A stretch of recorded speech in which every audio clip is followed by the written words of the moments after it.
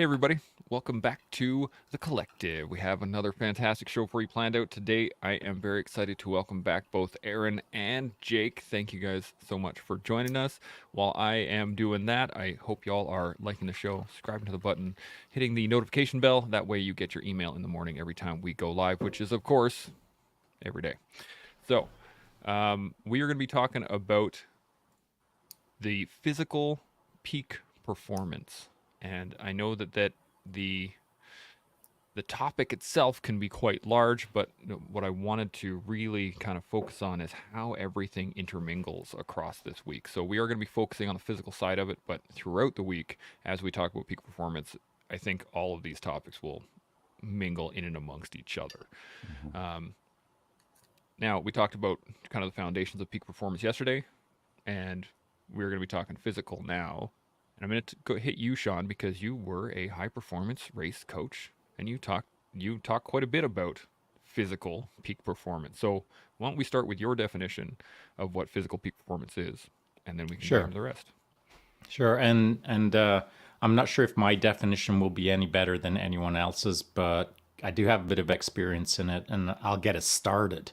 So, my first thought is referring back to yesterday, because just like you did now, Chance, the common expectation of the conversation around peak performance typically defaults to physical. And whether it's an athlete thinking how to peak my performance, or whether it's someone who has never been an athlete but they're considering how to be a peak performer, rarely is it psychological. Rarely is it emotional. The default position is typically to peak performance is physical. So that's what we're talking about today for sure. But I don't want anyone to miss the message during this entire hour and think that I believe that physical is the peak performance focus. To me, mindset or the psychological. It's all about the mind for me. 90% of peak performance is mental, and the other 10% is mental, as far as I'm concerned. So I can talk about physical peak. That's right. Do the math, Jake. Do the Mathing. math. My math is not mathing right now. Well, listen, we're giving you time. Okay. Take all the time you need. Yeah. The I don't want anyone to get confused that while we're talking about physical performance, that is my default position. My default position is the mental peak performance to get the physical peak performance. So rather than throwing out a physical definition, that's my opening piece is while you're listening to us discuss physical performance, please, for all things that are good, keep it in mind that my default position is psychological performance. Bam. Shots across the bow. Aaron, what do you, you got thoughts on that one? I would definitely say that as a mental performance consultant, but I think physicality, when I think of just the definition, I think of object or objective and, what we can see. And so when I think of peak performance that is physical, it's like, okay, how big are my muscles? How fast can I run? How much weight can I lift? And peak would be, obviously maybe periodization, maybe thinking about when am I going to be my best and how do I make myself my best? And so the physical aspect is really interesting in terms of the Western philosophy, because that's more about the mind versus the body, and it makes you privilege one over the other. And so just like Sean was saying, most people are going to privilege the physical because the physical is the action of achieving whatever physical goal you have. But if you think about it, you use your brain more because it's physiological, and that kind of blends the two. And so when you have an emotion or when you have a certain thought, your physical ability is going to either rise up to the occasion or it's not. But there's motivation, there's confidence, there's focus. All of these aspects are necessary for you to achieve that physical performance. And so that blending of the mind body is something that I've been really interested in for a long time without privileging, okay, now I'm the body, now I'm just an object to be perceived versus the body as a subject, which is what I can feel from my body, the gift that I have that allows me to perceive the world through my body. And so that's kind of because you said physicality, I'm just thinking like rock hard abs. That was the first thing that came to mind. The second thing was like, wait, how do we use our body? Our body is just a flesh prison, or our body is something that is just the outside perception of us, but the inside is what actually matters. Yeah, absolutely. It's like what are we? We are bone mechs with meat armor. Nice. Some water mixed in there Yeah, somewhere. with some water in there. Jake, what are your 75%. thoughts on it? Yeah, so I'll take it just the complete opposite direction of these two. When I think of peak performance, I'm thinking of capability. So each individual has a different capacity for what they're capable of doing. There's a lot of people that are genetically preconditioned for something like bodybuilding. There's people that are genetically preconditioned and have lung capacity, VO2 max, so they can run further, bike further. And good opportunity, Sean and Sachin, they're two very different individuals. They're genetically preconditioned to be successful in one thing usually. If you look at Sachin, the guy has years and years of bodybuilding, and that transition of being able to physically get to the peak performance of running, his capability for athletic and peak performance is very high. I would say he's genetically gifted for performance. And I definitely think that your mind drives that. You have to have a why. Whatever your why is, a lot of it is going to be mental, whether your parents are driving you early in life to be a better basketball player because they want you to play in the NBA.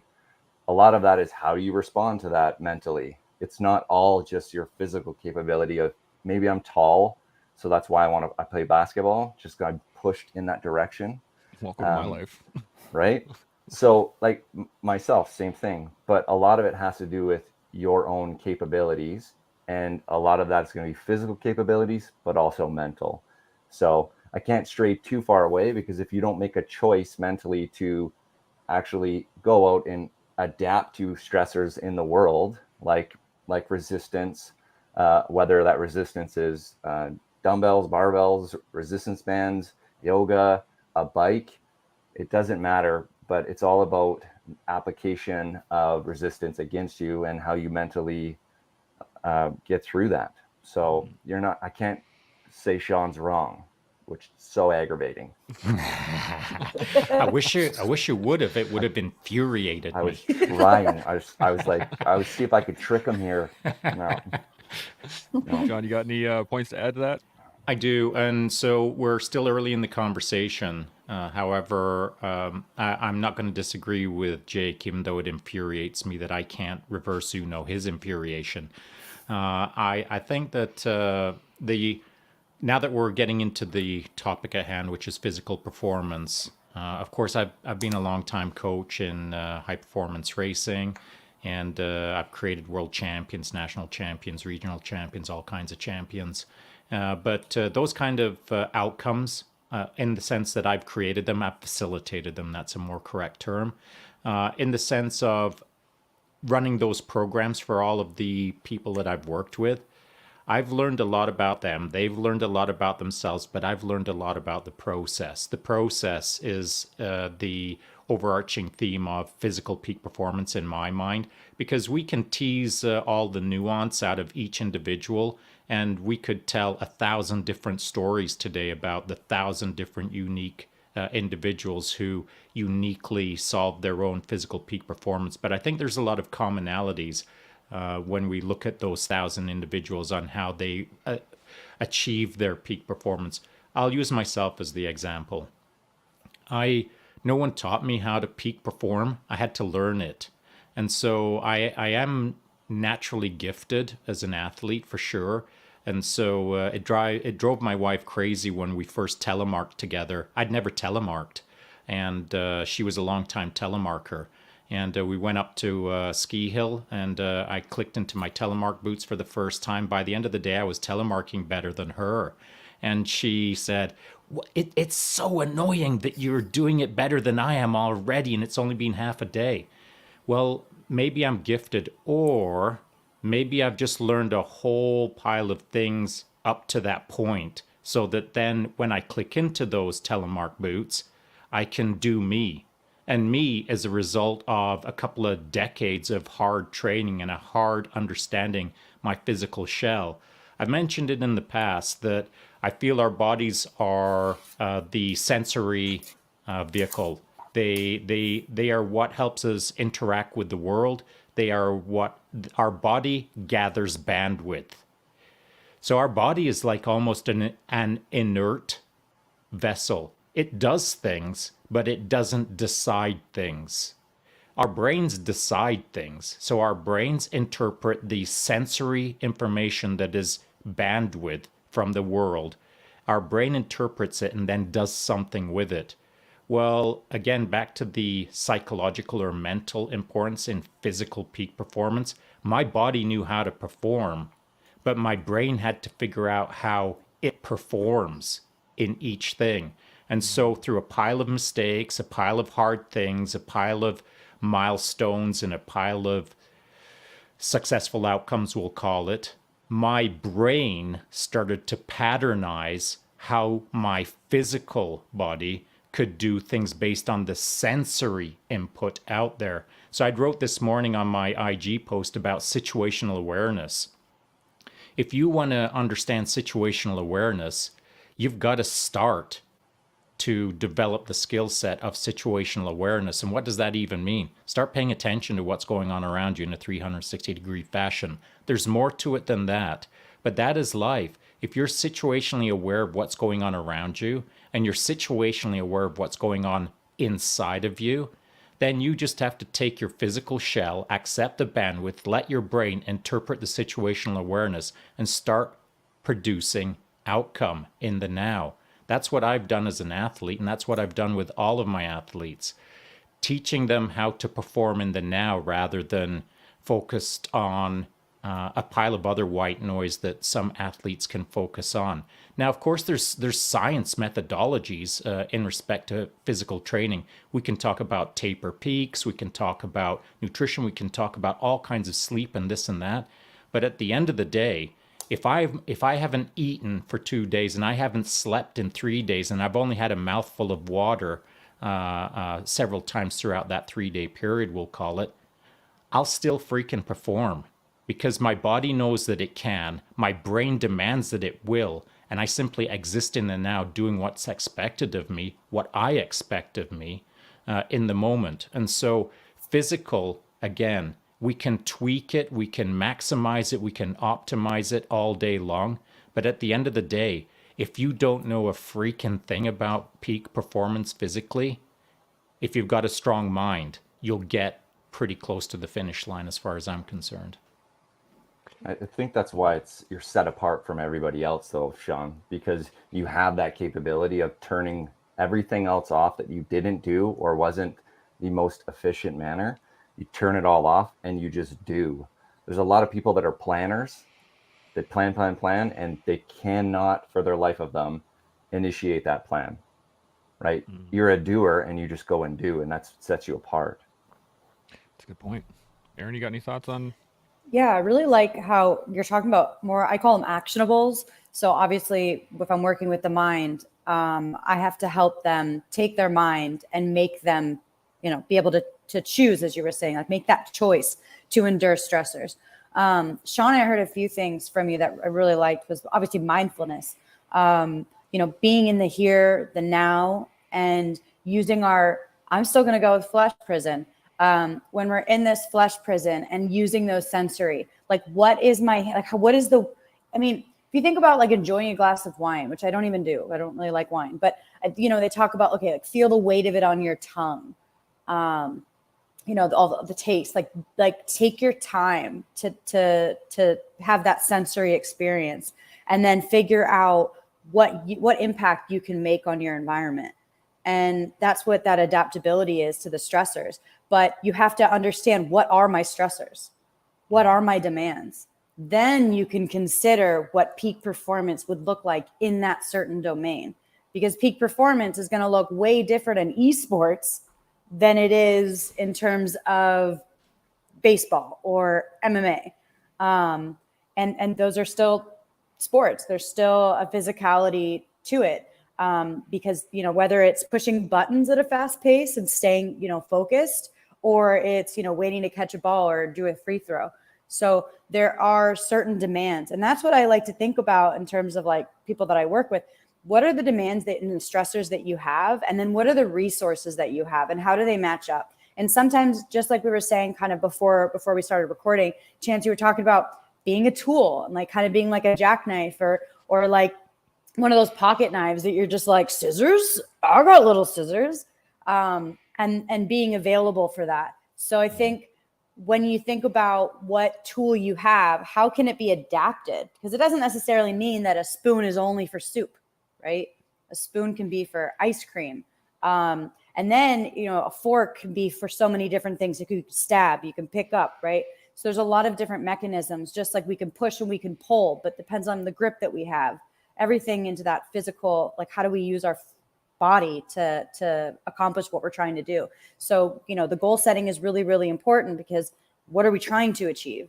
And then what I really want to know from both or all three of you is like, what do you define as peak, and how do you know when you've reached peak? When someone says, I want to reach my potential, I'm like, what does that even mean? Like, how do I know when I've reached my limits? What are my limits? I forget the guy that did it, but the 4-minute mile, people thought it was impossible. And then this dude does it. And then 36, 37 other people since then have done that under 4-minute mile. And it wasn't because they trained harder physically and they ran harder and they lifted more weights. It was also mentally, because they were like, there are no limits. I'm not putting limits on myself. And then going back to Sean and expectations, your expectations are definitely going to determine your own limits. If someone says, no one's done a 4-minute mile, like, no, you can't physically do that. You might go, oh, all right, yeah, I'll just satisfy myself with like 4:02, and think, okay, well, I got there and I hit 4 minutes, whatever. But you don't really push yourself past, because you have to be a little bit delusional, and that's where the mind comes in. But if you have expectations that are, in terms of like someone else says, you're great, your guard, I'm always going to talk about jiu-jitsu. Like, your guard is great, you can submit anyone. And it's like, okay, cool. Yeah, I'll definitely pull guard. I'm not going to go for a takedown. Does that mean that I suck at takedowns? Does that mean that in the future, I'm never going to go for takedowns because no one ever told me that I was good at takedowns? So it's really interesting to think about, what do you define as peak, and how do you know when you've reached it? Well, let's let's get into that. Before we do, I just want to remind everybody watching, if you guys have any thoughts or questions like these questions, hit them up in our comment section. I'll put them up and we can discuss them. But Sean, what do you think on that one right off the bat? What do you define as peak, and how do you get there? Well, Aaron has used the word or term meat prison. I think that was it, meat prison, right? Flesh. Flesh prison, right? I kind of like it. I kind of like the term in the sense of, I've never used it before. I've never really heard it before. But as I was thinking about it, it kind of works for me in the sense of it gives it a little bit of a, not distastefulness to it, but it gives it a little bit of cognitive dissonance. What? It's my body, not my meat prison.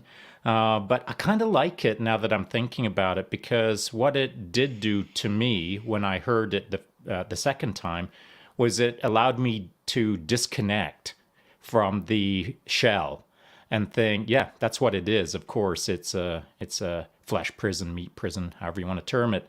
And what that allowed me to do, thinking about it that way, was pat myself on my meat back and think, oh yeah, that's kind of how I think anyway. I've just never termed it that way. And let me explain that. My body will do what my brain tells it to do, and I freaking ignore my body. I don't care what my body thinks. Stop your whining. My brain will drive this vehicle. My body is just, it's like a car.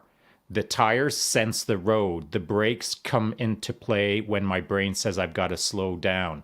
If I'm going into a curve too fast, My brain has to interpret the curve based on the feedback from the car. And so my brain is driving the whole program. But over the years, I've come to manipulate my body with less respect than some people give their body, in the sense of they treat it like it's a porcelain doll, or they treat it like it's a statue to be placed up on a pedestal and not get any bumps or bruises on it. And so this isn't directed at Jake. I know that Jake is in the bodybuilding world, and there's a heavy focus on the meat shell. And so if the biceps aren't big enough, am I wrong? Dude, look at the size of that thing. If the biceps aren't big enough, then the focus becomes on how to make the bicep bigger. A lot of it is aesthetics, but of course, there's a functional strength requirement as well, depending on what genre of bodybuilding you're into, strength or aesthetics. Either way, the focus is on the meat shell, where if, let's say, for example, you break your leg and now you can't do your thing that you're hyper focused on in the sense of performance because of aesthetics of the meat shell. That's just not how my brain works. I'm not focused on how I look, obviously. I mean, have you seen how ratty my hair is right now? What I am focused on is performance, not. So I'm more of a function over form kind of guy. And by focusing on what my expectations of my brain are, not what my body should look like, that's how I've run my life. And so no matter what I'm doing, whatever project I'm on, what 10-year project, 20-year project, 5-year project, doesn't matter. My body adapts to whatever I put in front of it with my brain. So, 8 years of BJJ, when I first started BJJ, I didn't have a BJJ body. I had a cycling body. And then before that, I had a ... body. And then before that, I had a ... body. My body adapts to what my brain tells it to become. And my brain doesn't know what it's supposed to look like. My brain doesn't know what it's supposed to shape like. It doesn't know how it's supposed to perform. All my brain has to do is tell my body to start moving towards that outcome. That fuzzy outcome that I still don't understand yet. I said it yesterday that when I start a project, we'll call it a 10-year project in BJJ, I don't have clarity. The only clarity I have is I'm starting. And I'm going to do it for a minimum of 10 years. That's the only clarity I have in that moment. But along the way, I gain clarity through my brain pushing my body starting to perform as it improvises, adapts, and overcomes to the problem that I've put in front of it.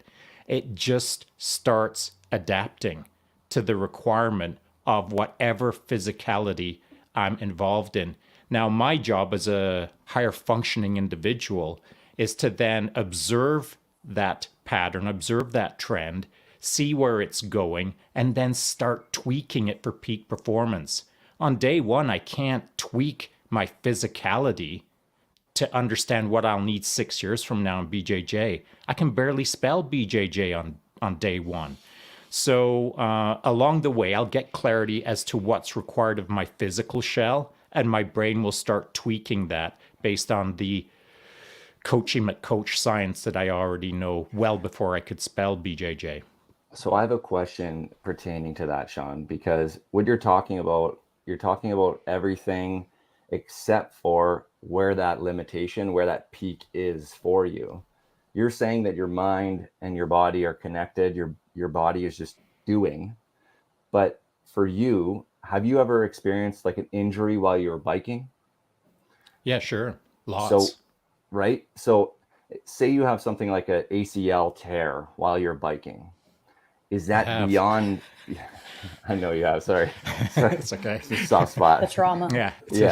Just a sec. PTSD. Just want to here. We could pause the show if Sean needs a moment. Can we just take a moment? No, Yeah. actually, we can't. We're going to do this live. Keep Perfect. driving forward.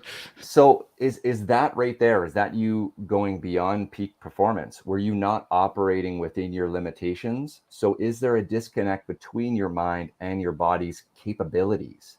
Because your mind, it sounds like your mind is years beyond where you're physically are right now. I know you want to take those baby steps to get to your 10-year plan, but do you find that you might be extending beyond what peak performance could possibly be For physically if me, you're for getting sure. injured? Yeah, Right. easily. Yeah. Yeah. I do it very easily because I've got now 4 decades. So I turned 60 this year. So I've got 4 decades of hard graft, like hard hammering.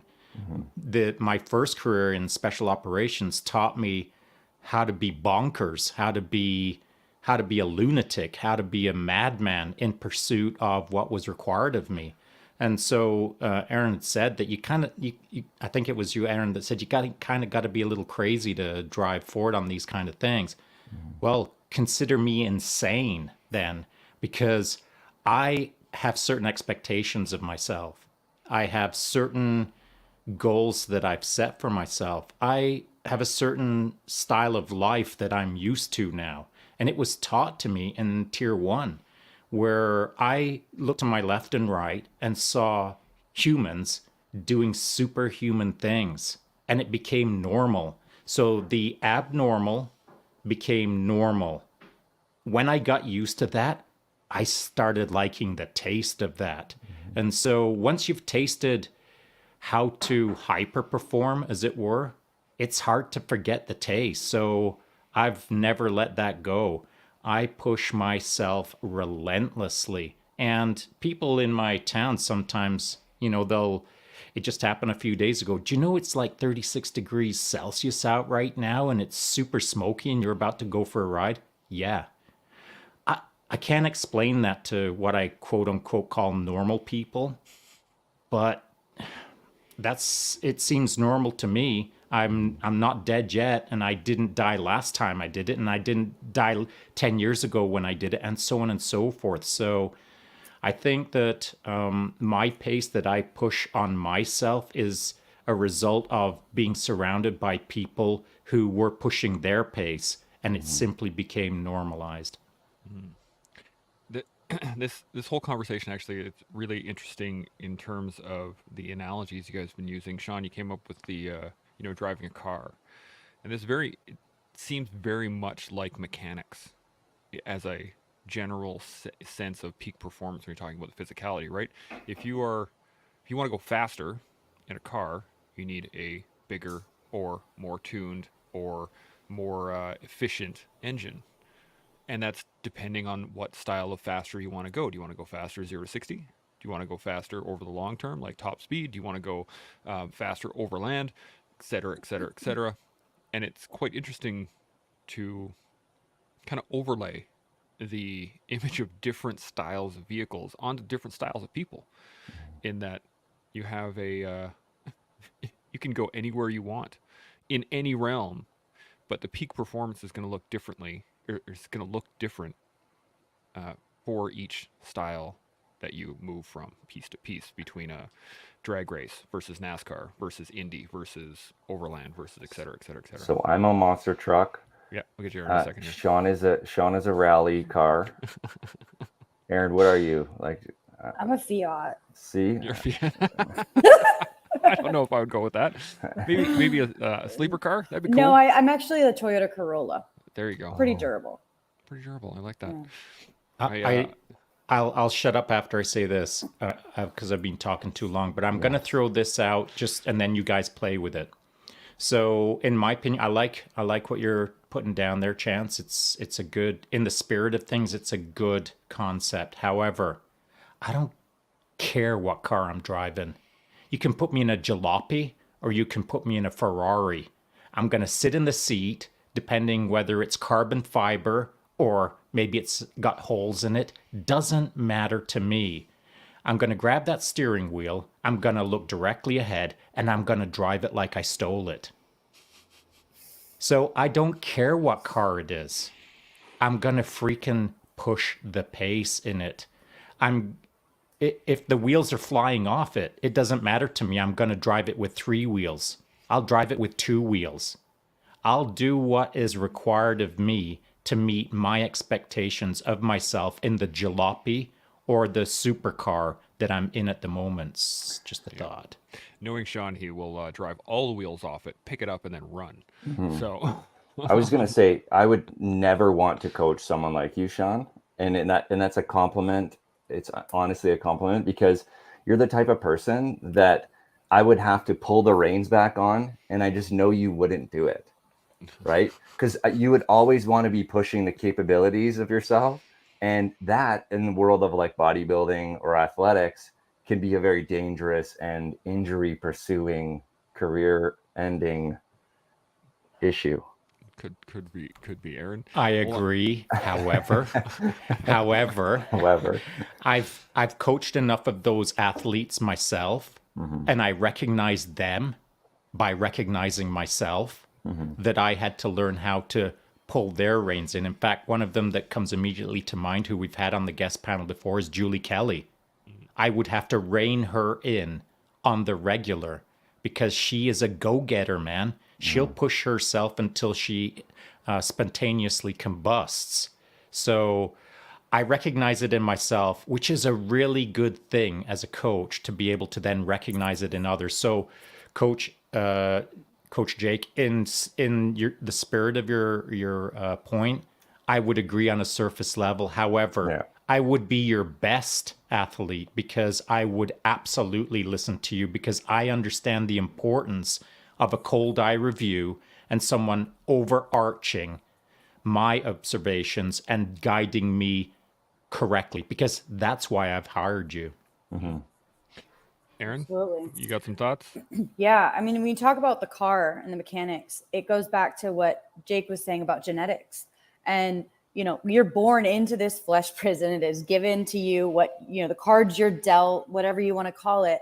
And then it's up to you to figure out, you know, what are my strengths and what are my capabilities? When you say capabilities, I think of what are my strengths? What are my assets? In jiu-jitsu, right? We think about, okay, well, if you're long and lanky, maybe you should go check out that long and lanky guy. Oh, you're stocky? Cool. Marcelo Garcia, like go with him.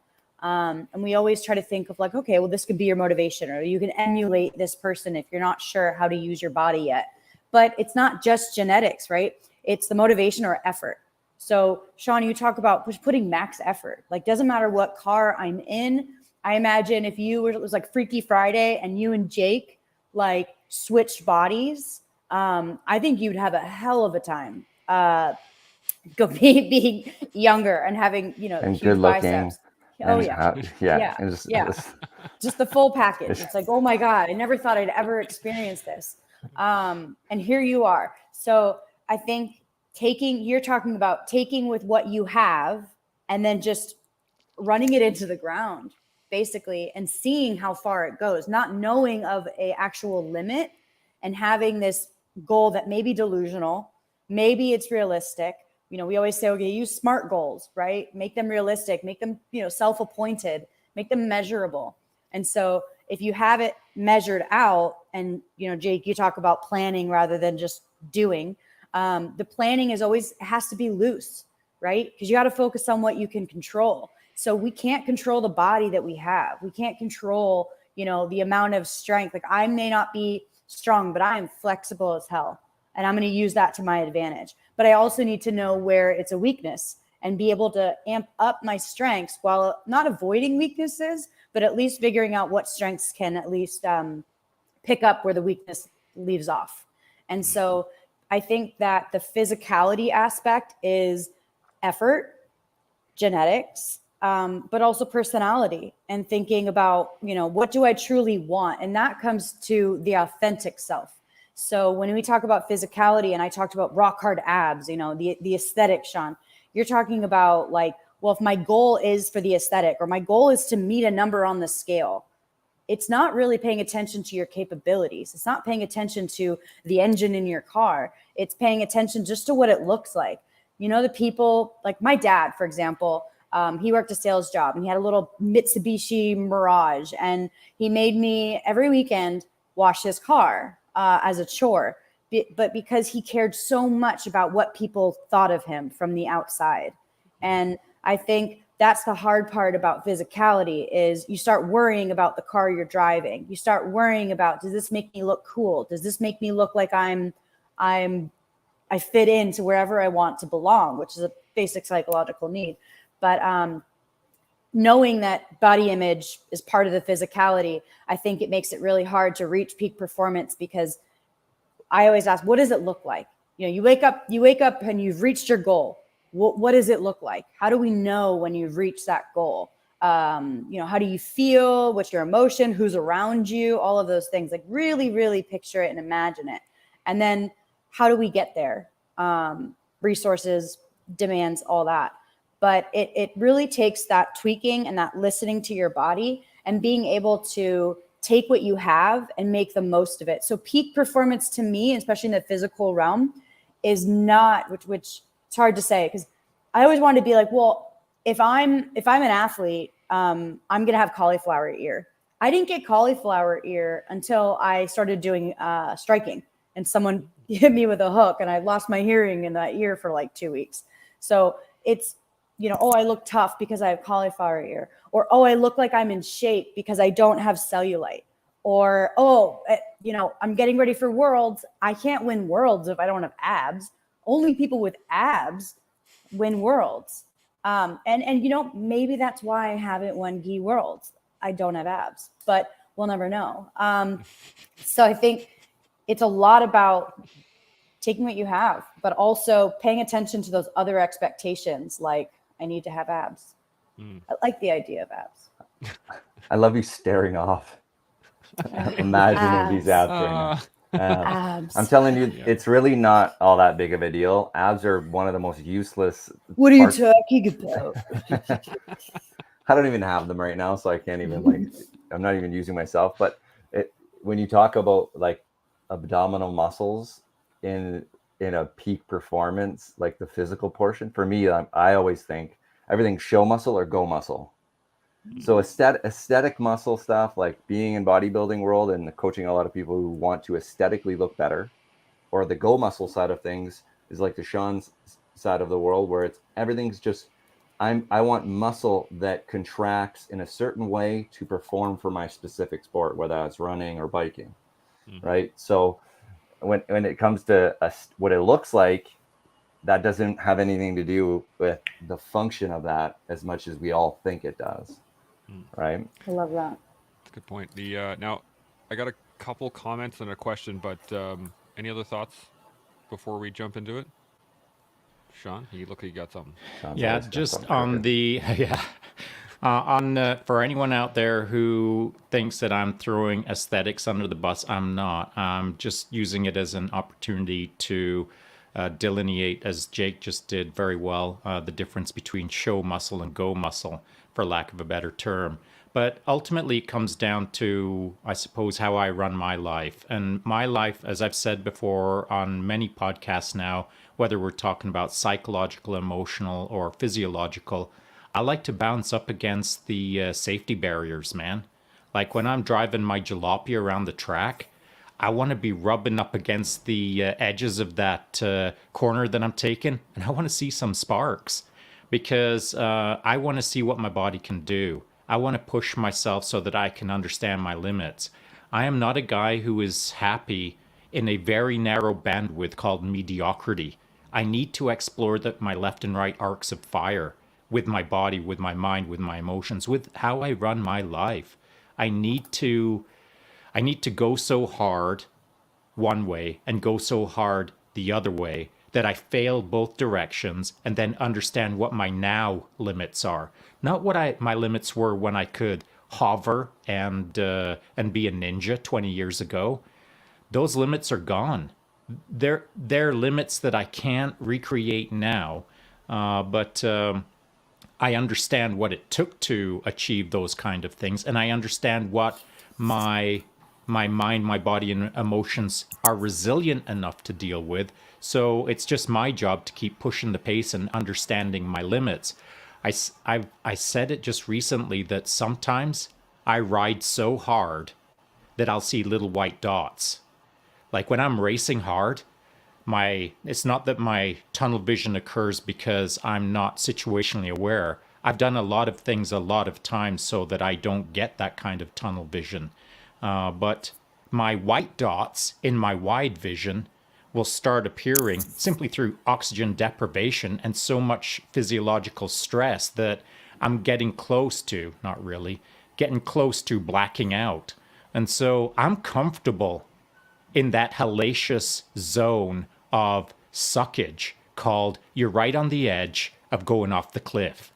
I'm good with that because I'm used to that because I've done it a lot and I actually thrive in it because that's where I feel like I learn the most. Where I learn the least, and this is important, is in that mediocrity bandwidth called the middle zone. If I'm if I can't push my body to white dot performance, I definitely don't want to spend the rest of my life in mediocrity performance. And so if I never get to see white dots again, I'll see them today, I will find a way to back it off just a bit, where we'll call it quote unquote safe. I'll hang out there to learn more about me rather than dial it way back to hang out for the rest of my life in mediocrity. Now, I'm not talking about recovery protocols right now. I'm not talking about peak performances with taper peaks. I'm not talking about all of the sciencey coach McCoach stuff that creates peak performance on the physical side of things, because there's many tips and tricks for that. I'm just talking about me. I know where I'm happy.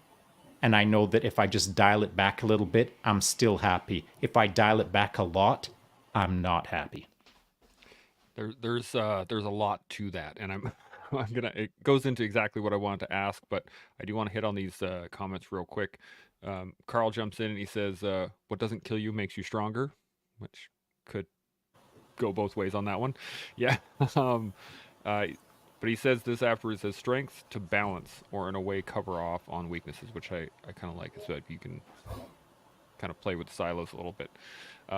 They did have a little bit of fun here. They say I'm a double decker, or a lifted Chevy C10, for instance, which is an interesting point. You'd be very useful. Useful, exactly. I was thinking like a farm truck. That was what I was thinking. Oh, okay. Yeah, Machinery, yeah, sure. yeah, exactly. Not people. But the question I had really comes down to kind of what Sean is saying, and this is in terms of what your actual capabilities are based on training. Because, you know, if you take just the average person and you put them in an F1 car, they will crash it in a heartbeat, right? Or they'll destroy the engine. There's no actual understanding of how it works. They have a general idea how to drive, sure, but they can't utilize something to the level that is as fine-tuned as that. And so you made the comment about, you know, switching bodies, Aaron, between Jake and and Sean. Sean would be able to, you know, ride Jake's body, for lack of a better term, into the ground, right? He knows how to do that. But if you were to take an average person and just give them what they want and be like, oh yeah, now you have the perfect body with all the strength and all the blah, blah, blah, blah, blah, they wouldn't know how to use it. They don't know how to utilize it. It'd be like handing someone a Ferrari and saying, go drive, because they don't know how to actually drive to the degree that the vehicle is made for, if that makes sense. Well, they don't know how to drive it, and they don't have the mind for it. There you go, yeah. That's a great point. So the question I wanted to ask both Jake and Aaron here is that the concept of getting there. How do you get people who aren't there to there, if that makes sense? How do you train them to drive, basically? Aaron, I'm going to come to you first. Well, first of all, I can't drive manual. It's definitely a weakness of mine. I can teach you. I tried to learn in Brazil, of all places, and it was in a hilly area, and I'm like, this is not safe. Not that I care about safety too much, Sean. I love cautious living, or let's say not cautious living. I always think about wanting a car that's like a bumper car that has rubber so that I can bump into things, because I'm very much a trial and error type of person. How far can I go? Oh, there's the limit. Definitely can't do that. When I had hubcaps on my old car, they were all just scraped up because I was like parking, or even parallel parking. I'm like, yep, there's the curb. And so knowing your limits and then being able to think about how you're going to push past them, I think is what training is about. So it's we all know what that feels like, to hit that initial wall. So when I was doing CrossFit, for jiu-jitsu. It wasn't just, CrossFit for CrossFit, but I was going there and every day. And I would get to the warm up and I'd start going and my body's like, no, please, no, please stop doing this. You're not even going to make it. But you push past that. And then all of a sudden you've like, cool, circulation, the right, glucose and oxygen are going to your brain, to your muscles. You're mobilized. But there's that feeling of trudging through to get through it. And so I think with the training, it's learning what that warning sign is. So again, working on our flesh prism being a sensory. There's a guy, Drew Leader, who I just was reading about, and he calls it the absent body, where you kind of forget that you have a body because you're so in your head. So getting out of your head into your body, but obviously you have to use your brain and your central nervous system and all of that. It's working together, but conceptualizing it in a way that when you push yourself, what happens? What's the feedback? Okay, cool. I know that. All right. For example, RPMs. I don't drive manual, but I still understand when to switch gears. You're pushing it. Now you got to switch a gear. And it's like, well, if you didn't have other gears, you'd be like, well, that's as far as I can go. And then you'd go back to the shop and go, okay, I need a better engine so that I can now, have gears and I can switch gears, because now I know either what I'm capable of or I know what the demands are. So as we feel our way through jiu-jitsu, for example, we don't even know what we don't know. And that's why even as a black belt, it's hard for me to say that I'm an expert, because even still today, people are creating new things. Have you seen this? Have you seen that? Squid guard. I'm like, I have no idea. I do spider guard. That's all I do.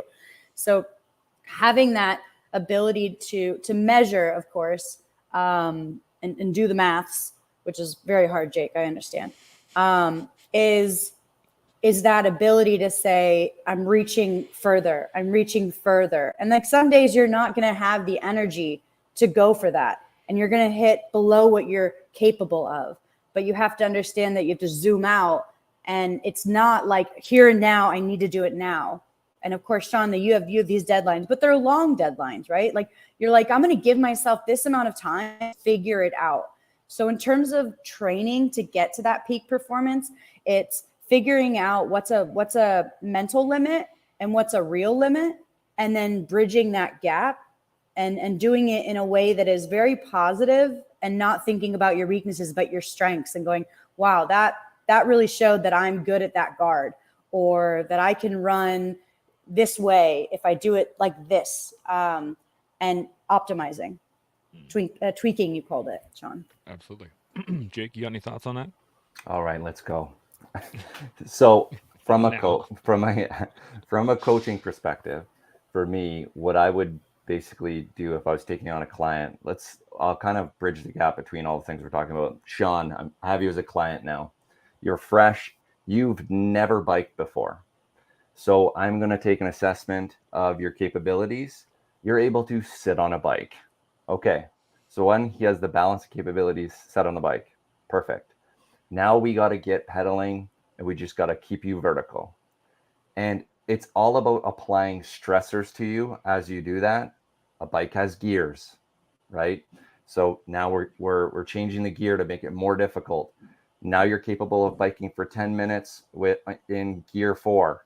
Awesome. We're going to change now the elevation and add more resistance. And as we add resistances and different tools to his environment, Sean will adapt to those things. If it was something like the jiu-jitsu world, myself coming in, me and Sean are going to go toe to toe. I have no experience in Brazilian jiu-jitsu. I'm going to try to use my capabilities, my brute strength, to try to overwhelm all the logic and capabilities that Sean has. And he's going to beat me mentally. It's not going to have anything to do with physically. But now if I develop skills, if I get a couple Americano arm bars in there, and I learn these new skills, now it's not so easy for Sean to defeat me, because I've applied and that resistance was a logical resistance, right? So I have to develop a skill. One thing that we talked about earlier was without saying it, was our proprioception. Our awareness of where our body is in the space around us. So me moving my hands, I know I'm not going to hit the wall. I know where the limitation is because my body has proprioception, and I'm blind on that side too, right? So I can't even see this. So we have to assess all these capabilities, and then as we've assessed them, we need to continue to add resistance to that, whether it's through, like I said, using tools like dumbbells, barbells, and any form of resistance so that I can make you better at whatever sport it is, running, biking, jujitsu, bodybuilding. I think that getting to peak is about continually applying pressure and resistance to the body and adapting to that, and then setting the next set of resistance as far as we can. And the way you get to the peak is you actually have an inability to continue, or you have something occur like an injury, or you do something like see one too many white little dots and then you pass out. And then we found the peak and gone beyond it, right? So Sean, you're one of those individuals that, yeah, you would have to bring in the reins a little bit. And like you said, you like to be safe, but you don't like to live in mediocrity on the couch. You don't learn anything from the couch. There's no resistance there. It's not making you any better, right? So there's the physical resistance application, and then there's also the mental side of things that Sean is touching on mostly. But I think it's all about the application of resistance and the usage of tools in your environment, like barbells, like I'm looking around everything. I thought you were gonna say me for a second, like I barbells didn't. and chants and And chance, yeah. But and what's funny is that this is a tool mentally for people. This is a tool to learn, to get different perspectives from other people. We have 4 people on this panel for a reason. We see the world in a different way, all of us, right? So that's why we have 4 people, or we could just have Sean and listen to Sean, right? But it's better to have a different perspective from the bodybuilding world, from the mental psychological part of the world that Erin is just got her master's in. That is like beyond anything that I know. So it's good to listen, and it is a tool, Chance. So you are a tool, Chance. yes, a tool, excellent. Aaron, you got any thoughts on not just me being a tool, but anything that Jake said there? You're muted. Hold on. You got to unmute yourself. Sorry.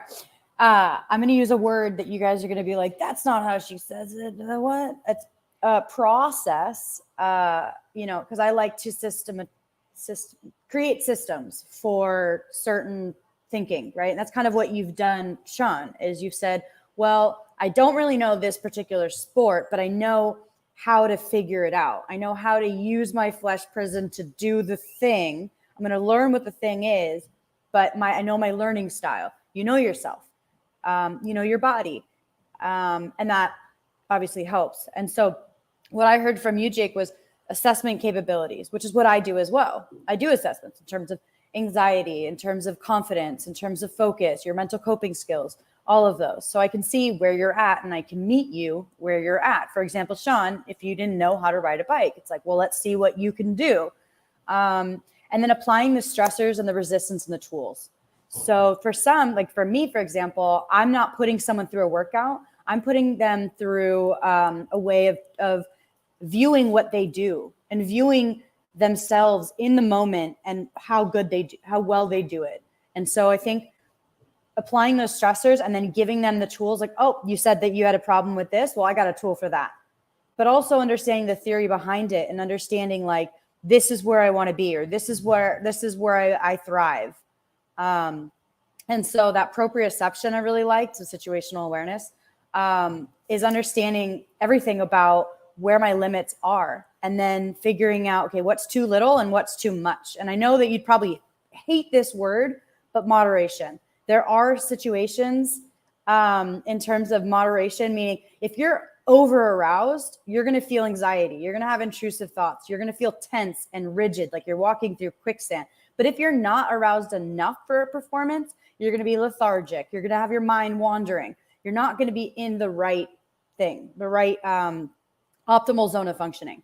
So I think it works even with confidence. If you're overconfident, maybe you don't train as much. You underestimate your opponent. If you're underconfident, you're not going to actually achieve what you're capable of because your mind is going to be telling you that you can't. And so in that way, I really like that it's the same for the physical and the mental. Applying the stressors, going, okay, what do you do in this situation? What happens here? Okay, if that happens, this is where you are. Are you too little or are you too much? Cool. This is what that optimal looks like and how we can get you there. And then when you said the peak of like an inability to continue, it reminds me of like when you work out and you're like, cool, I'm going to go till failure. And what I love about that, and also about like weightlifting, is failure. You have to know how to fail and how to dismount the barbell so that you don't get injured, so that you can try again. So at what point do you create that limit of like, you know, I could do this, but I might injure myself, right? Or I could do this and I might not make it, but at least I know how to avert from danger so that I can try again. And so knowing that limit and then being able to fail is understanding that limit. And I think people are actually afraid of failure and that word, but we all make mistakes, and mistakes are how you get feedback. When you hit that wall, right, that's that boundary that you're like, cool. And then you think, can I go past that boundary? Does it make sense? You have to ask yourself all of these questions. But the fact that there's no resistance in mediocrity, I really like that. In moderation, there's still resistance. So I think that's where it differs. But people would kind of say, oh, the mediocrity is the moderation. And it's just not true, because it's more calculated that way. But mediocrity, you're right, Jake, is no resistance. And I'm like, yeah, I definitely need resistance. I imagine rolling with someone who doesn't give me resistance. They're just limp. Like I can't even do anything. That would be not fun. Anything limp, really. But you need the resistance. You need something going against you. 100%. You absolutely do. Sean, you got any points on that? She went there. She went there. She did. No, I didn't. I'm continuing there. on. I would say that Aaron is correct in the sense of we need to push our physical envelopes in order to understand our left and right of arcs, as it were. And I'm paraphrasing now. However, she was weaving the mental aspect into this. So if we're pushing our envelope, if we're not hanging out in mediocrity and we're pushing our envelope, it's our job to understand how we're pressure testing ourselves, and it's our job to psychologically gain in the moment as well as physically gain in the moment. You can't untwine physical and mental. You can't separate them when we're talking about performance, particularly peak performance. They are so wrapped around each other that they're inseparable. So it's our job to push our meat prison, and it's also our job as we're pushing it. And I don't care about this. Like, I don't care about my body so much. Like, I look after it and blah, blah, blah, that stuff. But when it comes to performance, when I'm on task, when I have a mission, my body doesn't exist. My body will do what I freaking tell it to do, which is what's required immediately in front of me. And that's just what I was taught. And I like that way of living because I understand it really well. It's allowed me to push my pace to some notable peak performances. And if not for that understanding that I can push myself way harder than society thinks we can push ourselves harder, I have a privilege of being in rarefied company, as it were, because most people have never seen the insane performances that humans can put out. If you're in a group of super freaks, and I think Aaron, you are, and I think Jake, you are, if you're hanging out with super freaks, you understand that there's some freaks out there that are doing things that you can't even understand how it's possible. The moment that I see that, yes, I'm stoked because my yardstick just adjusted. If I see someone levitating out in my front yard right now, I'm target locking on that and thinking, how do they do that? I'm starting right now to figure it out. Because I want to push my envelope. I want to see the white dots. I want to levitate. I want to transporter beam myself. I want to do all the things that are possible as a human the moment that I see that they're possible. It's my job to push myself physically using my brain and then see what the outcome is. And the moment Sean does that, he becomes a Radmaster 9000. That's the way it is. Yeah, No now- one brings Sean to like a Cirque du Soleil show right? because like Or David That's why I won't Copperfield or go. anything. that's what I always see that, and I'm like, how are they doing that? I want to be able to do that so bad. Give me that. Let me try. Some things I don't want to see. I don't need new hobbies. No. Need new hobbies. That's the problem. Now we are just over an hour here. I really want to say appreciate the conversation, appreciate all the comments. Both Aaron and Jake, you guys, been a great convo. Lots of really good information.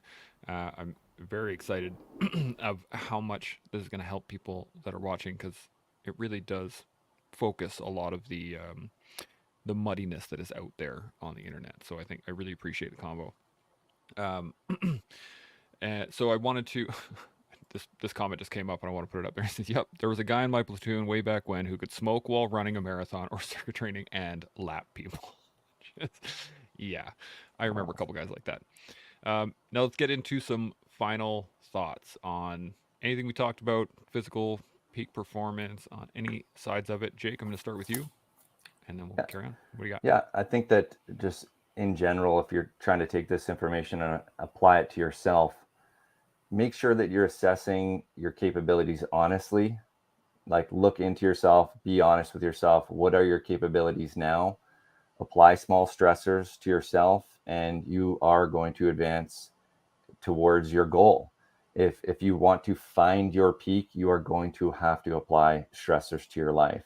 And that's the one difficult thing about anything in the health and what fitness world is that application of resistance. It's going to be tough, could be grueling, but it is going to advance you. So the mental side of things is going to have to be your strongest aspect. Without the mental capability to decide to turn that on and go for a goal, you're just not going to get there. So 100%. Aaron? I would say a lot of it is effort. You have to be willing to try. You have to be willing to try, and you have to be willing to fail, go back to the drawing board and do it again. And to meet failure with a not yet. So I like the idea of saying, like, not now, not yet. If you keep going, you will achieve that. And also to consult an expert. Consult someone that can help you know what to measure, making sure that you're measuring the right things, so you don't think, wow, this isn't working, or I'm not making improvements, and then you die off because you don't think that you're really able to do things. And so effort and guidance, I think, were the biggest things and the biggest takeaways for me. I liked it. Sean, final thoughts? Yeah, two things. One, the comment that, could you put up that last comment real quick, Chance? Thanks. Yep. Boom. So yeah, there are people out there. I know people out there that were in my platoon that could smoke and run a marathon and do pretty well. But here's the thing. They could have done it better if they weren't smoking while running a marathon. 100%. Food for thought. Change your ways. The other aspect is this. I've never had a coach. Everything that I've done in my life, I've been self-taught, with the exception of the military, as it were. They taught me. But along the way, I learned how to learn, and then I learned how to teach that stuff to others. And so throughout my life, I've never been able to rely on a coach, because I like to learn the world around me by myself. It's kind of a solo journey to some degree. It's full of bumps and bruises, and it's not the easiest way to do it, but it's my way, and it works for me, because I like the additional pressure that it applies on me. I like the additional failures. I like the additional bumps and bruises that I get. That's just me. But that is not for everyone. So my biggest point that I would like to make is this. If you can run your life like me, you better get used to it taking decades to learn things. And if you're good with that, if you're comfortable with taking decades to learn things, enjoy. It's a great path. But if you want to shorten that timeline down, if you want to get better at something faster, there's no ifs, ands, or buts. you need a coach. That's it. That's all. You need guidance, as both Jake and Aaron said. I've coached long enough in enough industries now that I understand the importance of coaching, and I understand what it can do in people's lives, how it can change them in significant ways for the better.